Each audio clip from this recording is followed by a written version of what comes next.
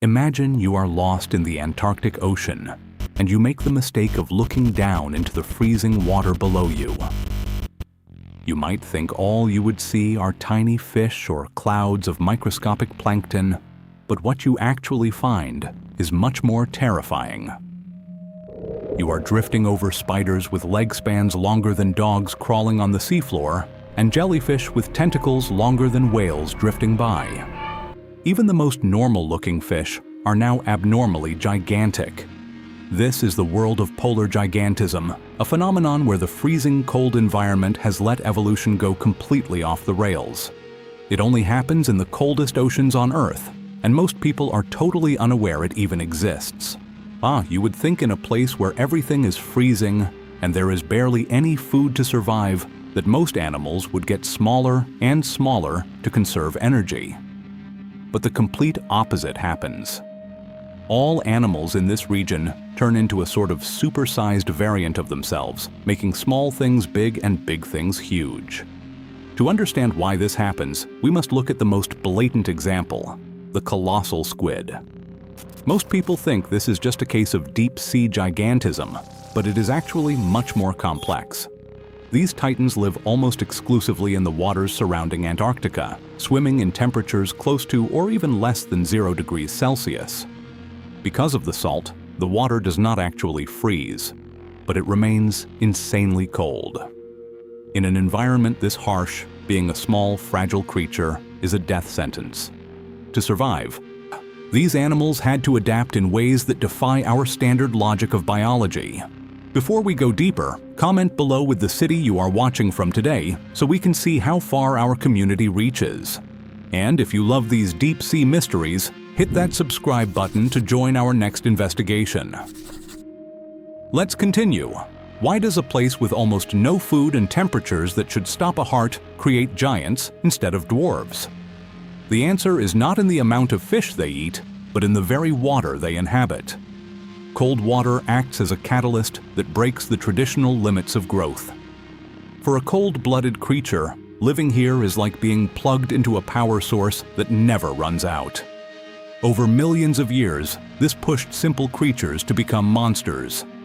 It is as if the ocean decided that the only way to endure the cold was to become too massive for the cold to matter. But here is where the logic breaks. Because this growth is not just a choice made by the animal, it is a physical requirement forced upon them by the chemistry of the Antarctic itself. But that was not the worst part. The worst part is yet to come. We are just starting to scratch the surface of how these creatures use this massive size to hunt, and the weapons they have developed are far more terrifying than their scale alone. To understand polar gigantism, we have to look past the flesh and bone and focus on the water itself. The secret to these giants is not hidden in some mysterious prehistoric gene, but in a simple law of physics. Cold water holds way more oxygen than warm water. For almost all animals, the larger the body, the more oxygen their cells need just to stay alive. In the tropical coral reefs of the world, there simply is not enough oxygen dissolved in the warm water to support super-large creatures. In those regions, evolution has to put a strict limit on size, forcing animals to stay small so they do not suffocate. But when you descend into the Antarctic at 0 degrees, that limiter is completely broken. In these freezing depths, there is effectively an unlimited supply of oxygen. For cold-blooded characters like squids and spiders, oxygen is the fuel for every single cell in their bodies. While creatures in the tropics are on a forced diet of oxygen, the inhabitants of the Antarctic are at an all-you-can-eat buffet that never ends. We can treat evolution here like a reckless architect that just keeps building larger and larger rooms, simply because it finally has all the raw materials it could ever want. There is nothing stopping these creatures from expanding, so they just keep growing over millions of years until they turn into giants. To put this into a scale, you can visualize. Imagine the oxygen in warm water is like a small, flickering candle flame that can barely keep a room lit. In contrast, the oxygen levels in the Antarctic are like a roaring blast furnace that never goes out, providing enough energy to power a massive factory. This abundance of fuel allows the biological machinery of these animals to reach sizes that would be physically impossible anywhere else on Earth. It is a world where being massive is not a struggle, but a natural consequence of the environment. But here is where the logic breaks, because being a giant in the Antarctic is not just about having enough air to breathe. It is about entering a state of existence where time itself seems to slow down. In this frozen void, these animals do not just become huge, they become living fossils that refuse to die. Their metabolism slows to such an extreme crawl that they can survive for decades or even centuries in a world that never changes. But that was not the worst part. The worst part is just around the corner. Because once you have a body built for unlimited oxygen, you stop being a simple animal and you start becoming a specialized weapon of the deep. We are about to meet the true heavyweight champion of this frozen hell, an animal that has taken this gigantism and turned it into a nightmare of muscle and hooks. If polar gigantism is the engine of this frozen world, then the colossal squid is its undisputed heavyweight champion. Formerly known as Mesonechotuthis hamiltoni, this creature is the ultimate double crossover of biological horror. It combines the most terrifying traits of the deep sea with the extreme size allowed by the polar ice. Many people confuse it with the giant squid, but they are built for entirely different styles of warfare. While the giant squid is a lean, fast sprinter designed for agility, the colossal squid is a heavy tank. It is shorter, thicker, and weighs over 1,300 pounds, making it the most massive cephalopod to ever live. This animal has traded the delicacy of other squids for a strategy of pure durability. Its flesh is thick and insulating, and its skin is a deep, bruised red that acts like a biological black hole. In the darkness of the Antarctic depths, red light is the first to be absorbed by the water, meaning this massive predator becomes virtually invisible to anything swimming below it. But its most horrifying feature is not its size, it is its weaponry. Unlike other squids that use soft suckers to grab prey, the colossal squid has developed rotating hooks that can turn 360 degrees. These are specialized military-grade weapons designed for one thing: ripping deep into the flesh of its enemies. To understand the difference in power, imagine a giant squid is a fast, thin fencing sword, designed for quick stabs and long reach. In contrast, a colossal squid is a 1,000-pound mace covered in razor blades. It does not just catch its prey, it anchors itself into it and shreds it. It is a creature that has mastered the art of being both a ghost and a juggernaut in the coldest waters on the planet. But, as powerful as this titan is, it is not the only giant lurking in the dark. Even as it reigns over the mid-water, it shares the seafloor with something even more alien and disturbing. Down there, the rules of biology take another sharp turn, introducing us to creatures that do not use muscle or speed to win. Instead, they use a strategy that is as patient as it is grotesque, including spiders that drink their prey like a biological milkshake. But that was not the worst part. The worst part is just beneath us. We are moving from the world of monsters with hooks to the world of ancient, multi-armed shadows that have been waiting in the dark for 40 years. Which would you rather face in a dark ocean? The speed of a giant squid or the crushing power of the colossal? Let us know your choice in the comments. If you are enjoying this deep dive, hit that subscribe button to see what else is lurking in the dark. While the midwaters are ruled by massive squids, the seafloor of the Antarctic belongs to a different class of giants. Down here, the logic of the surface world is completely inverted. We find ourselves in the company of the BENTHIC legions, where creatures that are usually small enough to fit in the palm of your hand have transformed into sprawling, multi-armed predators. The most famous of these are the giant sea spiders. In most parts of the world, sea spiders are tiny and easily overlooked, but in the freezing dark of the Southern Ocean, they develop leg spans wider than 2 feet. We can think of these creatures as the patient stalkers of the deep. They do not chase their prey with speed. Instead, they walk over corals and sponges on legs that function like long stilts, stepping over obstacles like a human would step over a curb. Their method of feeding is just as alien as their appearance. Instead of teeth or jaws, the sea spider uses a long proboscis to pierce the bodies of soft organisms like anemones.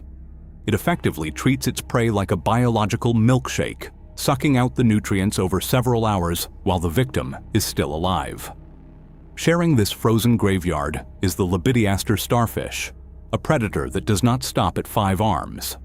It can grow up to 50 long, slender limbs, creating a massive living net that traps anything that touches it. But the most incredible part of their story is their relationship with time. In the tropics, a starfish might live for 5 years before its life cycle ends. But in this cold, metabolic waiting room, these animals can live for 40 years or more, effectively becoming living relics of the past. They grow slowly, they move slowly, and they age slowly, as if the water itself has preserved them in amber. However, for every giant that rose to power through this slow-motion evolution, there is a hidden group of animals that chose a completely different path. While the invertebrates were growing into monsters, another group of creatures found that size was not a gift, but a deadly trap. This brings us to a strange boundary in biology, where being a giant is no longer an advantage, but a guaranteed death sentence. But that was not the worst part. The worst part is about to be revealed as we look at the animals that actually have to pay a tax just to exist in this ice. To understand why every animal in the Antarctic is not a 100-foot monster, we have to look at the massive divide between cold-blooded and warm-blooded life. This is where we see the clash between polar gigantism and a scientific principle known as Bergmann's rule. While the oxygen-rich water allows squids and spiders to grow into giants, animals like penguins, seals, and whales face a completely different reality. We can treat these warm-blooded animals as energy spenders. Unlike the cold-blooded giants who can simply slow down their hearts to almost nothing, a penguin or a seal has to pay a constant metabolic tax just to keep its internal temperature stable. They are constantly burning fuel just to keep their internal heaters running against the crushing cold of the ocean. This creates a deadly ceiling for their size. A penguin can never go full monster and grow to the size of a bus because it would simply starve to death trying to find enough calories to fuel such a massive internal furnace. They are trapped in a balance between being large enough to hold heat but small enough to find enough food to survive. However, this rule does not just apply to the massive hunters. Even in the world of the microscopic, the Antarctic produces giants. Take the Antarctic copepods, for example. In any other ocean, these tiny crustaceans are nearly invisible specks. But here, they are the behemoths of the plankton world. For a microscopic plankton, an Antarctic copepod is as massive and terrifying as a blue whale would be to a human swimmer. These tiny giants are the foundation of the entire food chain, proving that the oxygen buffet of the South affects every level of life. From the smallest speck of dust to the largest squid, the freezing water demands that you grow. Evolution has spent millions of years perfecting these biological masterpieces, creating a stable, frozen kingdom where giants can thrive in slow motion. But even these masterpieces have a fatal flaw, and it is the very thing that created them in the first place: stability. The giants have become so specialized for this specific, freezing world that they have lost the ability to survive anything else. But that was not the worst part. The worst part is that the very walls of their frozen castle are starting to crumble. We have spent this journey marveling at a world where the freezing cold acts as a forge for monsters. We have seen how the abundant oxygen and the gelling temperatures allow evolution to build titans like the colossal squid and the sprawling sea spiders. But here is where the logic breaks once again, because the very thing that made these creatures the heavyweight champions of the ocean is now becoming their greatest weakness. These animals are masterpieces of a frozen world, but they are also living relics from a different era. Because evolution happens in slow motion in the Antarctic, these giants are effectively trapped in time.